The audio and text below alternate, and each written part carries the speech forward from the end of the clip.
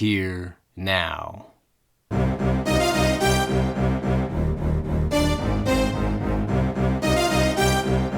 Welcome, welcome, welcome to the invisible world of Jeremy Jonz, where all things are possible when you believe.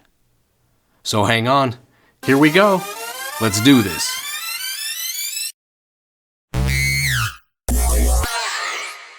If you haven't already, subscribe free to the Invisible World Inspo letter, which is bespoke inspiration to boost your day. A read it in a minute lift delivered right to your inbox.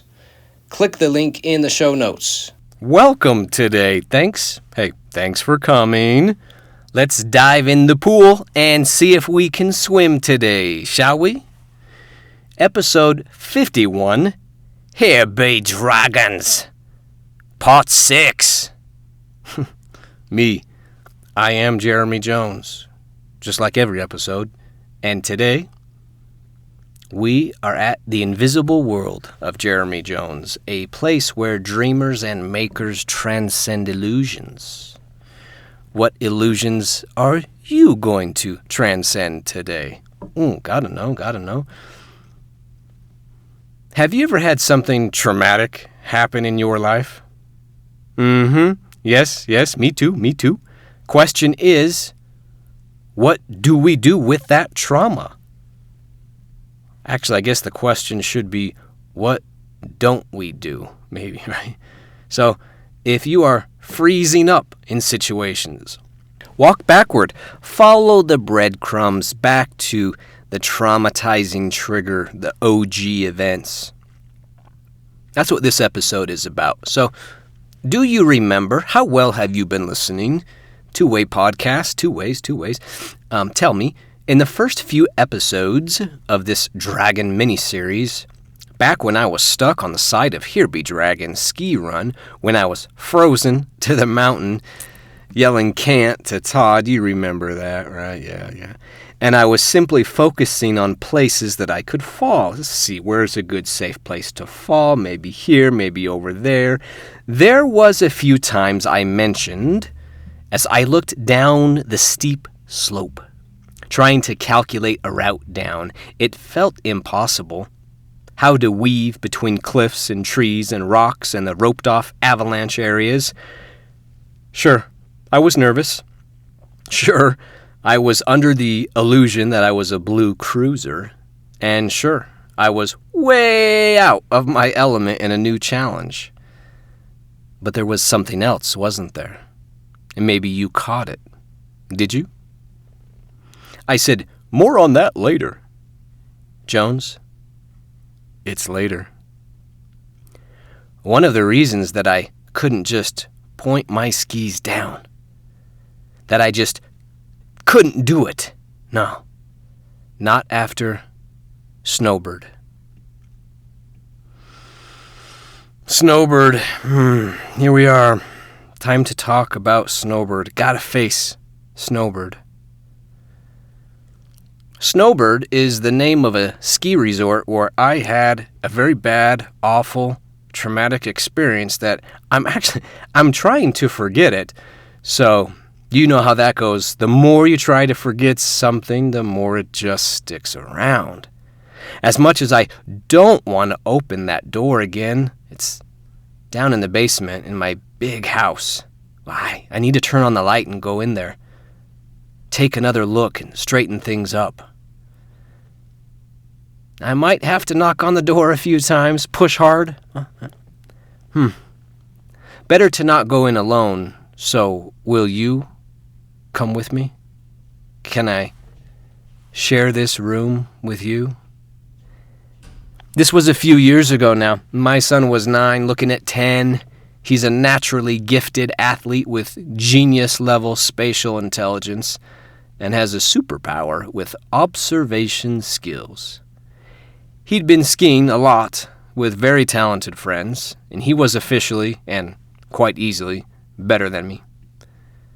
Today, it was just me and him. We went in the afternoon, caught great conditions, lots of fresh pow, Snow was falling, had some great runs, and we were both feeling pretty confident. He told me that he did a double black diamond run with his friends and was so excited to share it with me. No way, son. There's no way. Come on. You know I've never done a double black run. I don't want to get into something I can't get out of. This was before Here Be Dragons, before I even knew Todd. So when I said I was a blue cruiser to my son, that was a full stop statement. It's not so bad, Dad. It's more like a regular black. And I know you can do it. Plus, I've already done it, so I know it will be good for us. I trust my son, not just as an athlete, but as a person. The more we skied together, we traded places. He's the better one. He leads the runs, with me following behind. It's kind of weird, but that's how we roll. He finds great lines, great bumps and jumps. Eventually, we got to the designated roped-off area. We both stopped. It was impossible to miss those posted signs about danger, about double black, about experts only, all the ropes, about the risk of fatality. This is it. Oh, son, Dad, yes, it will be okay, just follow me. We floated down to the left. Nope, that wasn't the trail, so we curled back through the thick trees to the right. He couldn't remember exactly where the drop line was. The trees were thick, and we couldn't see anybody else now. Hey, how about over here? I just can't quite remember, Dad. We need to make sure it's the same run. Come on, I think it's over here. We went this way, then that way for a bit. Sure enough, we found it. It was a cool chasm. It was like this natural half-pipe, mostly untracked, deep, forgiving kind of snow, very friendly. It was tucked between two giant rock faces, making the perfect barrel goalie. He gave me some pointers. Of course, he went first, slid a few times, recovered, and then coached me down this very tricky maneuver to drop in. I went for it. I splashed into the snow, attempting to turn in a tight crevasse. With the unusually deep snow, I didn't mind falling. It slowed me down. We had the nook to ourselves, and we eventually popped out. I said, you're right, bud. That wasn't too bad. In fact, that was actually pretty fun. Does that mean you're up for doing it again? It was just a short little advanced stretch, so I nodded. Yeah, let's hit it. Soon, we were back to the ropes and the warning signs. We ducked under into the thick wooded area. We got a little confused this time. We passed on one spot. No, I think we should have gone left. Unknowingly, we took a big right turn. It opened up into part of a mountain that neither of us recognized. Snowbird wasn't our primary mountain, and while we didn't know exactly where we knew we were behind the ropes. The lip of the mountain gave way to a drop-off. The more we went right, the more we just saw sky over what was feeling like a rising cliff. We merely shuffled now. We were hesitant. Let's go back and not try this. Let's just go back. That will take a lot of time. Let's just see. Shuffle. We went back and forth. What if this spot will be even cooler than the last one? I was increasingly uncomfortable with my 9-year-old leading the way. But he was a better skier, so we kept in constant communication. Finally, we crested at the cliff top. We probably had like 6 feet in front of us before it dropped off. How far it dropped? We didn't know. What was beneath us? We didn't know. Let's try this, he said, inching towards the cliff edge to assess the drop. I looked back to the left, where we came from. I noticed a ski lift off in the distance. While I didn't exactly know where we were, I had flashes of being on that lift and looking over this way and wondering, man, I wonder what kind of moron goes off that cliff or Or what kind of professional, fully trained Red Bull stunt expert would willingly go off this? A flash of memory pictured, and it hit me. That's right. There's rocks at the bottom of that cliff. Boulders, rock piles. I scanned the area. There was no tracks anywhere around us. That's not a good sign for a blue cruiser. And I had no Todd. I didn't even know Todd yet. And while my son was talented, he still had the limited risk mitigation experience of a 9-year-old. Plus, he'd never been to that spot either. My son, he was about 3 feet from the edge, and all of a sudden, I shout, "No! No, come back! Come back now! As your dad, come back now!" He did not hesitate. He knew from my voice I was in full dad mode, not ski buddies. We were both confused. I looked to the right and saw a way we could have just kept traversing safely down the mountain.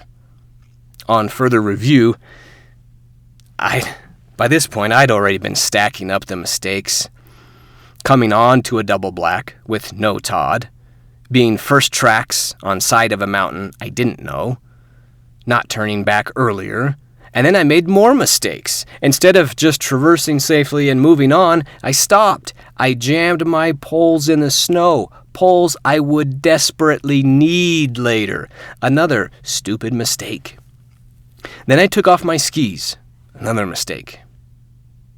With my son safely next to me, I told him to wait and that I would be the one to check it out. My plan was to stop a couple feet from the edge and look over to see if we could make the jump off the cliff.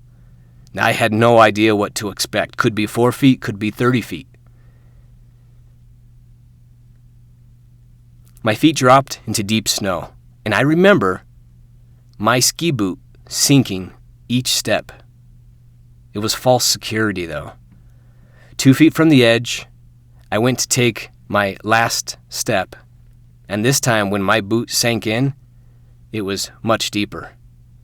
I must have hit a gap where the snow built up between the rocks.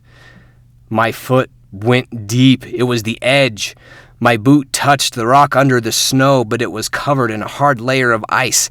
Wish I had brought my poles right about now to help me push back. Wish I had my skis on so I could slide away, but I didn't have them, so I twisted my body hard, fast as I could. I lunged back toward my son, driving my hands deep in the snow, but the gravitational momentum, it was too strong by this point. I've tried to forget it. Forget. But I still remember looking at my son, knowing this was my fault, that I was the one to blame that put us in danger, and that I could die. That I foolishly went to the edge without my gear, and now that I was going over this ledge, there was nothing either of us could do. I didn't know if I would eat the rocks and splatter. Sure, I was wearing a helmet, but what if my face hit the cliff? Or what if the rocks were all pointy and I landed on my back and it severed my spinal cord or decapitated me? I still remember yelling for him. "Son!" My fingers, these puffy gloves, uselessly clawed at the icy edge. I looked up from my hands to his face. I saw his black jacket, his orange helmet, and absolute terror on my 9-year-old's face. And then, phew! I was out of sight. I closed my eyes. I couldn't look. I was too scared. I hated this. I hated it. So this is how it ends, huh? Idiot. You idiot, idiot, idiot. How stupidly dumb and avoidable. So avoidable. Even just retelling the story now, it regurgitates the suppressed, shameful energy frequency. I thought I was going to die, or close to it. It was the most intense feeling I've had, ever, in my life. My last thought was, how could I do this to my son? Time then went slow. That part, the falling part, slow. It turns out I didn't die. I actually hit the snow. I missed those rocks that were there. It was that spot. There were rocks there, but I was just to the side of it in the snow. It was a record year. It was the famous 900 inches year, if you remember. 900 inches. It usually gets like 500. Anyways, that's probably what saved me. And I remember hitting the snow. I don't know if the fall was 10 feet or 20 feet. I hit the snow hard. Once I landed, I knew I was alive. That sounds funny, but it was like, okay, check, like, I'm alive. Okay, I'm alive. It's a miracle. I thought the incident was now over, but the adventure was just beginning. With my poles safely stowed next to my skis, up by my freaked out son, I had no gear to try to pin against the free fall slope of this double black diamond. Snowbird is famous for its steep faces. I picked up speed, sliding. Now what? What was ahead? More cliffs? More trees? What if I go off another cliff? That's it. I finally open my eyes, and I dig my hands into the mountain. It hardly slows me down. It's like trying to grip the floor of an ice hockey rink. Although I couldn't slow down, it at least helped me reposition. I'm now lying flat on my chest against the mountain, hands above me, sliding quickly. But now I realize my best move is to jab my toes into the mountain. And I jab. I kick like a madman on the mountain. On my next jab, the slope fortunately takes a little 3-foot soft bend before the sharp angle continues again. And in that bend, boom, my foot sticks. I stop. I'm out in the open now. It's late in the afternoon. Only a few people left on the mountain, adjacent to me. They holler with some wild concern. Are you okay? Are you okay? Who knows what they were thinking? They're seeing some guy slide for what was a few hundred feet. And by the way, with no skis, no poles, bro doesn't know what he's doing. Are you okay? I want to answer. I can't operate. I can't function.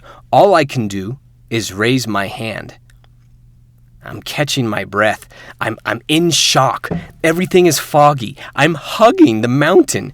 Both toes jammed into the snow, my cheek rubbing against the snow. If I try to turn so my back would be against the mountain, it's too steep. I would likely start falling again. So I just hug, chest to mountain, and breathe. I'm alive. I am alive. I thought I was going to die. Now I am alive. There's a guy in this green jacket above me, and a few others keep yelling to see if I'm okay. Every part of my body hurts, and that's great. That's great, because I think that means everything on my body still works if it hurts. I can move any part of my body I want to. Great. Gain. That's a gain. Gain gains gain, right, Jonz? Right. I look down under my shoulder and see a flat area about a quarter mile away. The people are small. They look like ants, but I'm okay. I wasn't even embarrassed. I was grateful to be alive. I'm alive, baby. I just fell off a cliff and slid 200 feet, and I'm alive? Gain. I picture my son, his orange helmet and black jacket, his terrified face. Oh no, my son. Where is he? What happened to him? My hand, shaky, is flaying into my coat pocket. I grab my radio, my walkie-talkie. We always have our radios, our walkie-talkies with us. We're on channel 41, by the way. It's our best channel. No one's ever on it. So if you ever want to get on there and give a howdy, I'll look for you. Son, are you there? Nothing. Son, I am alive. Don't go by the cliff. Are you there? I am alive. Nothing. I probably sound like I just got hit in the gut, right? These little squeaks of air. It's like, I'm alive. It's a cliff. Don't go over the cliff. There's gasps, It's slippery. Nothing. Son, are you okay? Son? I released the button. Still nothing. What if he... No, I can't think that way. But what if he... No. I look left and I look right. I look up. I see the blurry guy in the green outfit. He's assessing the whole situation, trying to see if he can get to me. He's looking up the mountain, and I hear him yell, and I see the most beautiful, hopeful sight. It's my little dude. Orange helmet, black jacket. He has one ski on. No poles. He's rolling. Bro is rolling and he can't stop. It's too steep. I yell. I don't remember what I yelled. Doesn't matter. I yell again. Another ski pops off. And now he has no gear. His arms are trying to grab at that same hockey ice rink surface. And so I know a few more things by now. I know he's alive too. And I know his arms work. And he can't stop either. He slides a good 100 feet. But still, that's halfway to where I am. He's rolling fast. The guy in green ditches his plan to sidestep down to me and then leaps into action. I beg, go, help him, please go. The man, guy in green, saves the day. How do I love the guy in green, man. Bro digs both poles into the ground, leaves them jammed in for a monster traverse to slide over to stop my son just in time, crouches down, grabs his jacket just 20 feet away from me. He slides my son over to me. I grab onto my son. I grab a hold that I would not release for 30 minutes. The guy in green checks if we are okay. I'm going for help, he says. Wait. I take the moment to kick and re-kick my boots, burrowing them into the side of the mountain. I now have full, solid, makeshift steps for my feet. A small but strong ledge for me to stand on so I can hold my son in place. I got him. Okay. Then I'm going, he says. I'll go for help as fast as I can. I never knew his name. Never saw him again. So for me, he's another Todd. I love taking inventory of my Todds. Who are your Todds? Who are your Todds today? Who are the Todds who have been there before you? I see he gets a quarter mile down in no time, and he connects with ski patrol. A few minutes later, they get an electric speaker horn, and they say, "We have dispatch coming, don't move, stay put, we'll be there."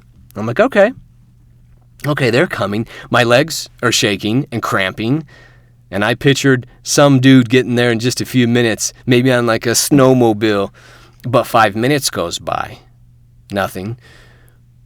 Me and my son, we're still perched, still in shock. I say, "Are you okay?" And he says, "Yeah." "Are you okay?" "Yeah."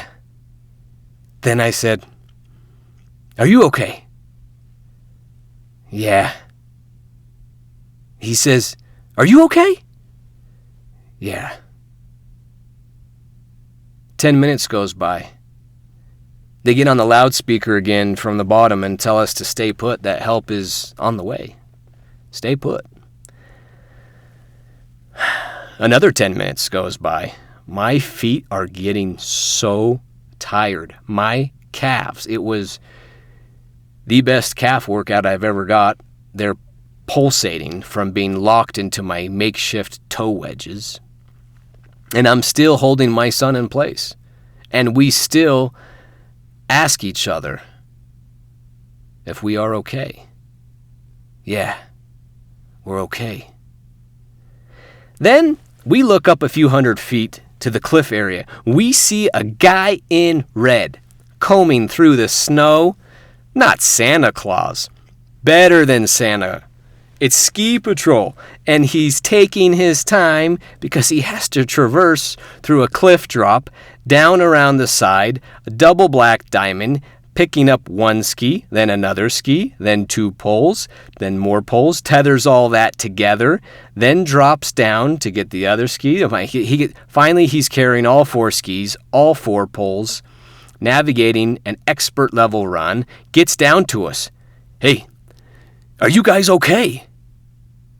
We smile. Yeah, we're okay. He asks if we are good enough to ski down the rest of the way. We nod. By the way, it's very tricky to put on your skis while being on something this steep. So Ski Patrol Savior picks up my son and gets him over to a tree anchor for support and helps him re-gear. And now you and I, you're still there, right? Now you and I have come full circle, haven't we? After all of this, we've arrived. We've arrived to the prequel to Here Be Dragons, isn't it?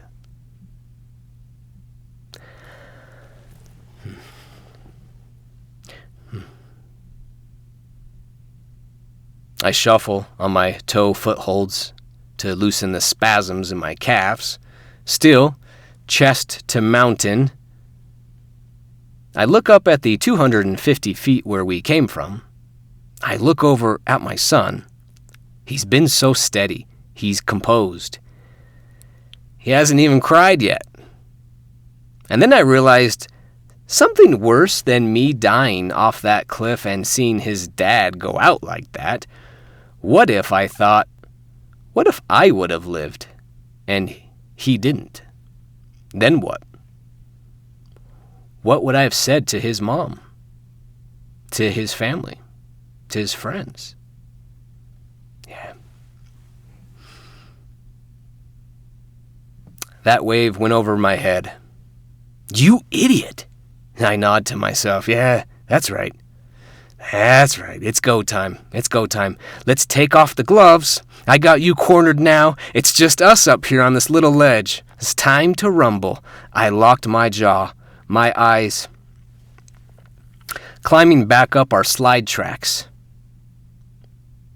Actually, you know I like to keep it 100, so what I really said to myself was, you blankety blank. You little blank. You stupid idiot. Blank. Yeah, sorry about the blanks, but, trying to keep it family friendly here. And like I dropped from the cliff down the mountain, I slid from a solid, safe gratitude frequency, and I fell down in no time to the sharp rocks of unbridled shame. And that ever happened to you? That's okay. If it hasn't, it's by me, for me, right? It happened to me. I dropped right into it. That was quick.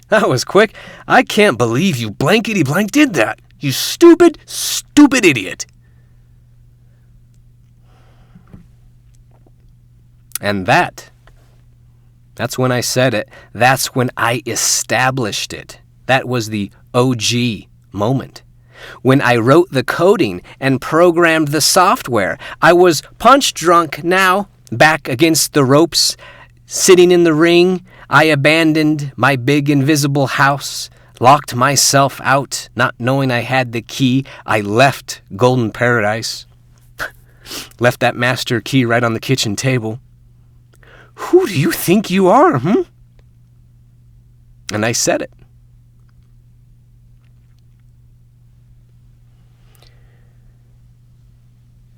You can't. ski stuff like that. You can't ski double blacks. What are you thinking? In fact, you're lucky to even be a blue cruiser at your age and your lack of proper training because you never had the money or the time to be able to get lessons. You can't do this stuff. That's for other people. You know, the winners out there. It's not you, okay? I nodded, dropped my head, and waved my white flag. Surrender. I even put the cuffs on myself, walked into the station, and turned myself in. I was tired. My legs were tired. My whole body was tired and sore. I looked over at my wonderful son. Man, what a terrible mess I got him in. I nodded in silent agreement with myself. Yeah, okay, you're right. I can't ski double black diamond terrain. I can't trust myself on the side of a snowy mountain. I'm not that guy. I can't do this. So why so heavy all the time, Jonz? I don't know. Maybe because I hope that if I keep lifting my heavy, then eventually I will get stronger. Two-way podcast. It's like you are there with me on the tiny ledge at Snowbird. My calves are burning. I just betrayed myself. Kind of a Karate Kid. No mercy, sweep the legs moment. Yes, Sensei. Me versus me cage fight. Oh no, not again. Not again. So you tell me. Come on. What would you say to me? To me on the ledge. My mental health teetering on those little toe holds. Maybe, come on, Jonz. You can. Try one more time. Bet on yourself again. Because the world needs who you were meant to be. So just make one good turn and go out there and be it. If you haven't already, subscribe free to the Invisible World Inspo letter, which is bespoke inspiration to boost your day. A read it in a minute lift delivered right to your inbox. Click the link in the show notes, and there goes the boom.